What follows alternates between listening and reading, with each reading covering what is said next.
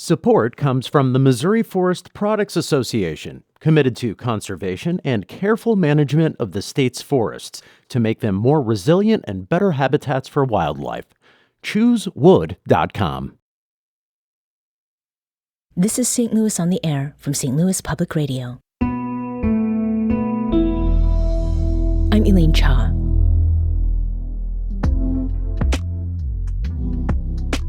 STLPR photojournalists traverse the St. Louis region, catching fractions of seconds on camera to provide images to go with the written and audio stories from our newsroom, including this show, too.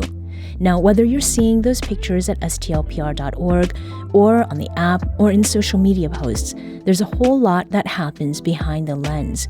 And so many of those images, some that you can see in one spot at STLPR.org/2023 photos, have stories all their own. Here to talk with us about that work, we have Brian Munoz, STLPR Interim Digital Editor. Great to have you on again. Thanks for having me. And Tristen Rouse, photojournalist at St. Louis Public Radio. Welcome to the show. Hi, Elaine. So the first thing we're going to do is a lightning round, kind of like burst mode. So Brian, how many shoots did you go to in 2023? Oh, we probably, between Tristen and I, we went through a few hundred over the last 365 days. You know, every single day we're getting photo requests from reporters.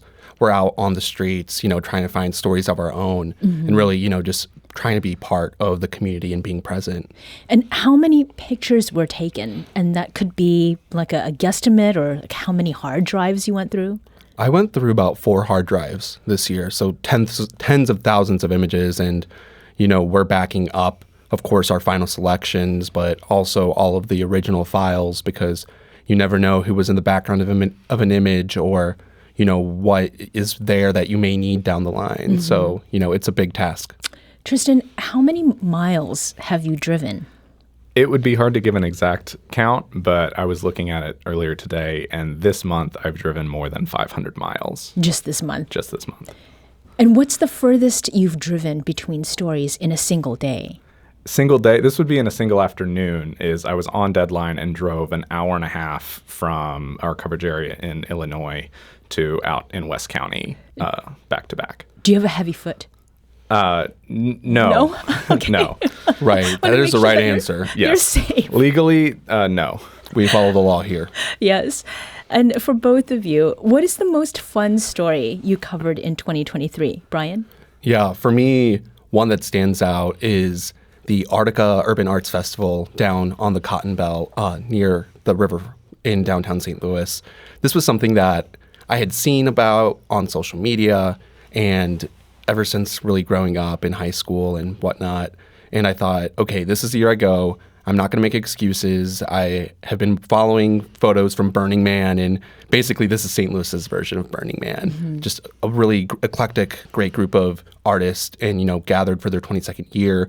And they have a huge burning of an effigy on the river right at sunset. So, it was memorable and definitely one of my favorite assignments that I found.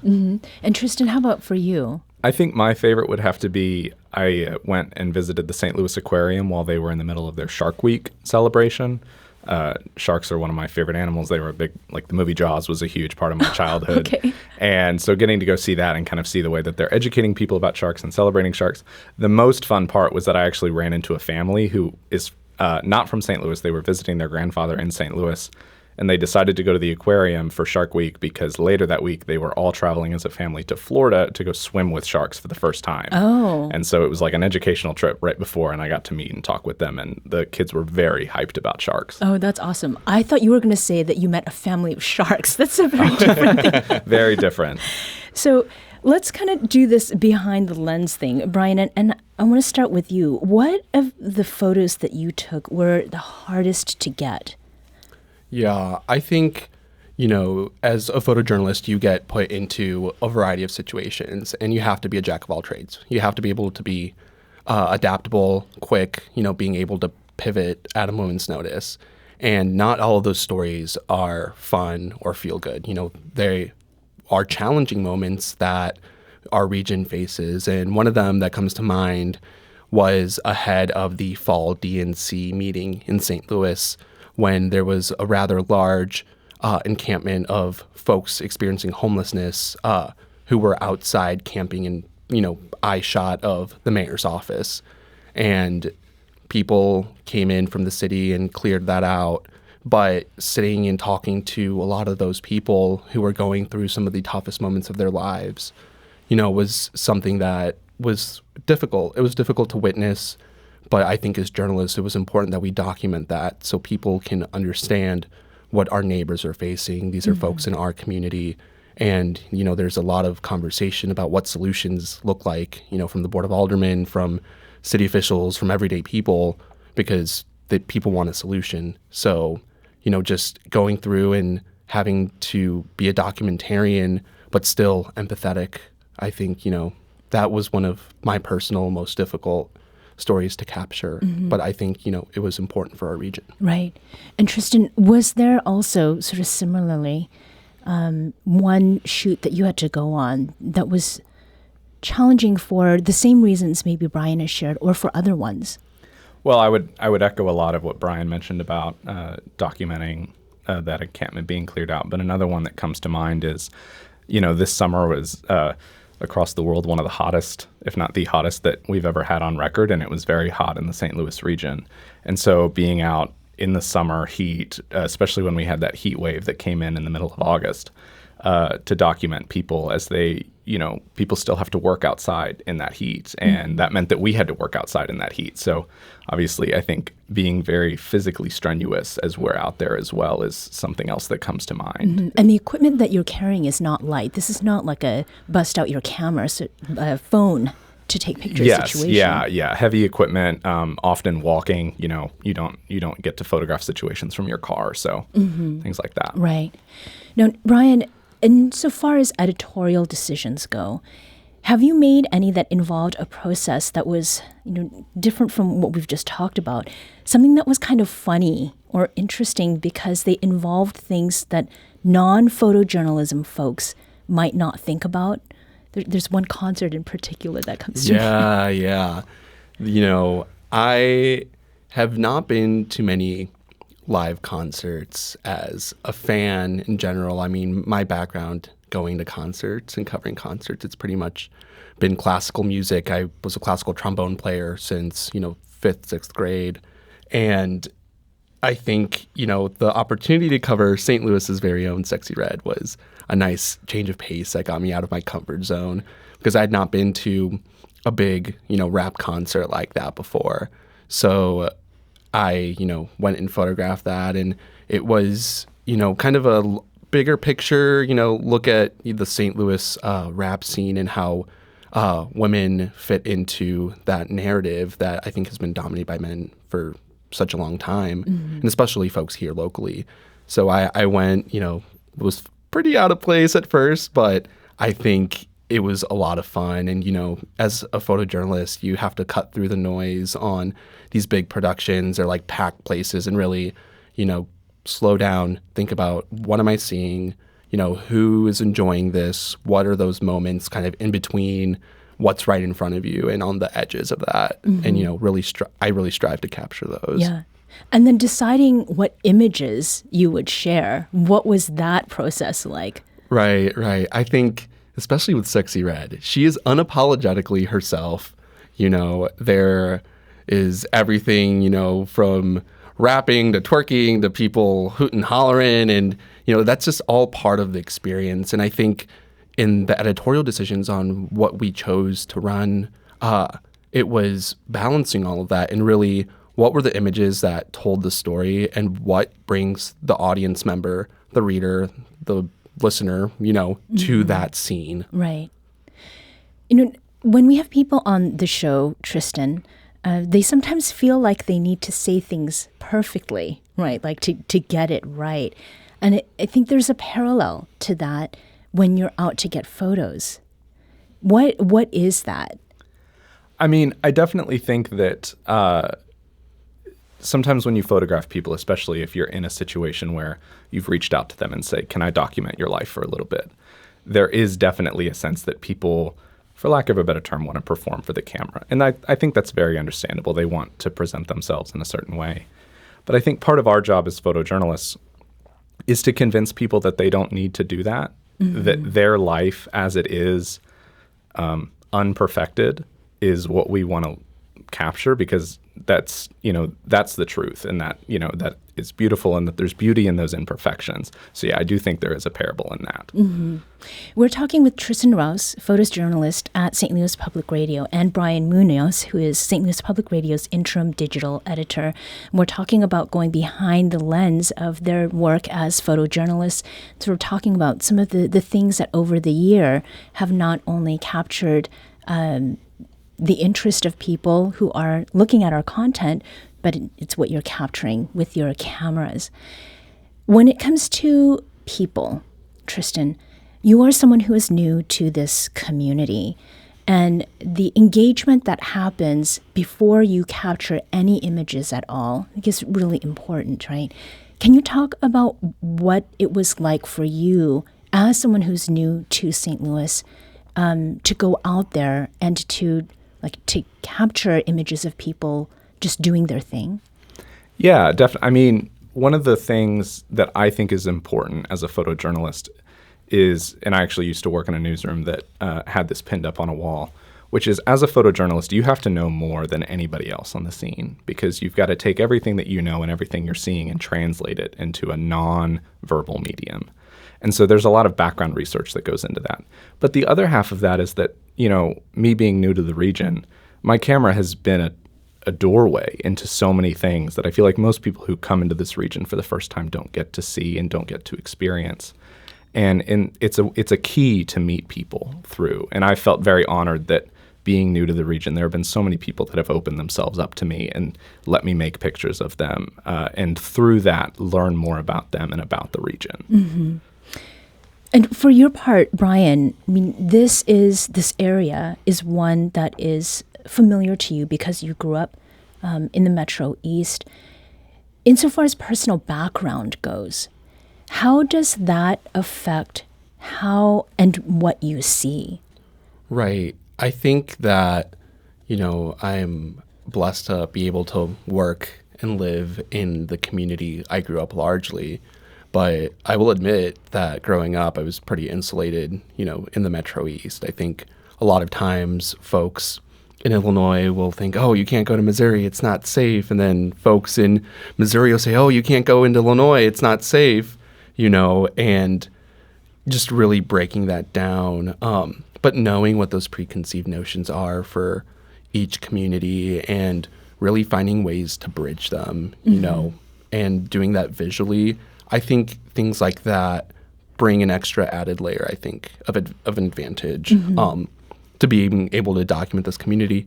But even being raised here and growing up here and, eventually coming back, there's a lot I don't know. There's a lot that I'm learning every single day. And I think it's one of the greatest things about this job is that you learn, you get to meet great people, you get to see what makes this community tick, and being able to document that and share it with others and just go out and show how great this region is and how underrated it is.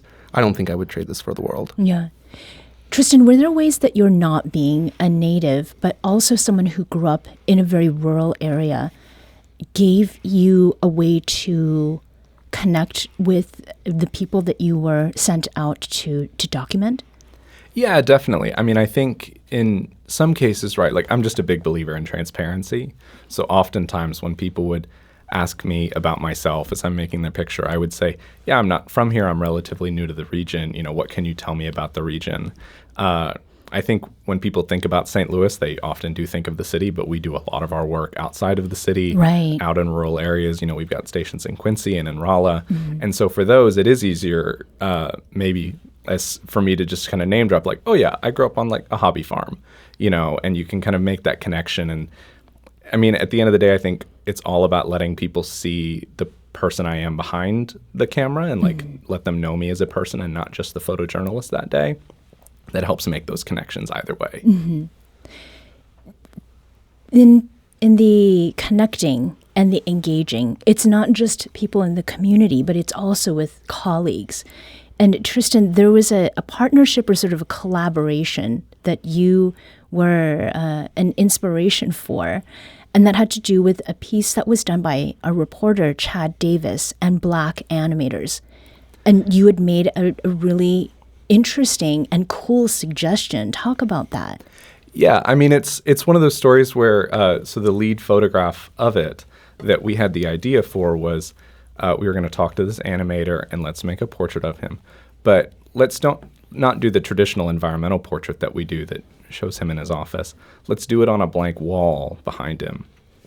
And then we sent that portrait to him and said, draw on it, animate it, make it look, make it pop. And it's one of those ways that I think, that photograph was a tool for something that became a different kind of visual, the same way that photographs are tools for different kinds of journalism throughout the region. Yeah. And I think that's a great example of a story that has, or a photo or image that has a story behind it. And for your part, Brian, I mean, this was the story that you were trying to capture. There were some challenges because of what was and wasn't available conventionally, right?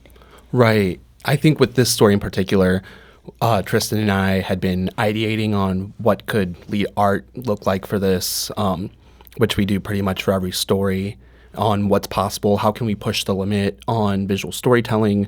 This isn't necessarily photojournalism, but, there is, I think, space for kind of these mixed media pieces. And this animator, he did digital work. He didn't do, print work, so there weren't sketches to photograph him with. His studio wasn't set up, and it's really just sitting and trying to make the abstract concrete. And Tristen, just had a great job, a great idea here, and that's been his tenure so far. It's just been great idea after great idea. Yeah. So what is it that makes a good visual story? If you can give me that, like in caption form, Brian. Oh man, that's a tough one. I think the narrative arc on a visual story is super important. What are you trying to convey? A good story typically has a beginning, a middle, and an end.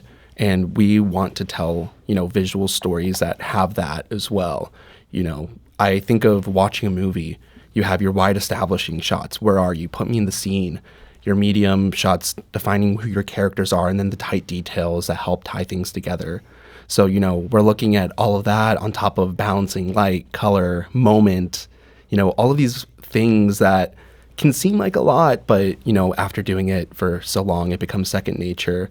And really just, I think, trying to emphasize that visual stories can be the ordinary. It's the community baker. It's the community organizer.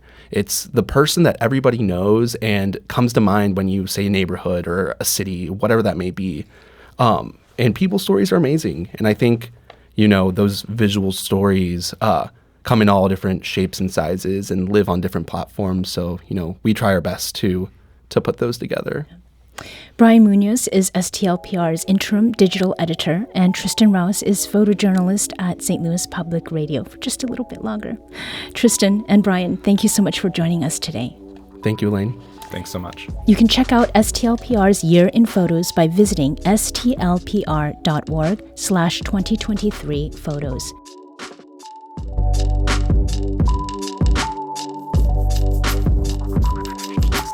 This episode was produced by Maya Norfleet. Our audio engineer is Aaron Dorr. This podcast was mixed and edited by Aaron. Our executive producer is Alex Hoyer. St. Louis on the Air is a production of St. Louis Public Radio. Understanding starts here. St. Louis on the Air proudly supports local artists by using music from Life Creative Group. Do you find yourself regularly listening to episodes of St. Louis on the Air?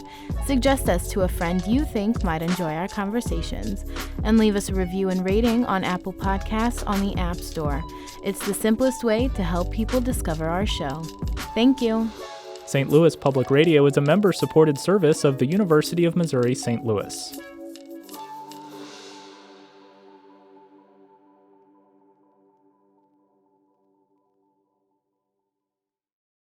Support comes from Missouri Forest Products Association, committed to sustainable and sound conservation of the state's forests, which support more than 41,000 Missouri jobs, resulting in a $10 billion industry. ChooseWood.com.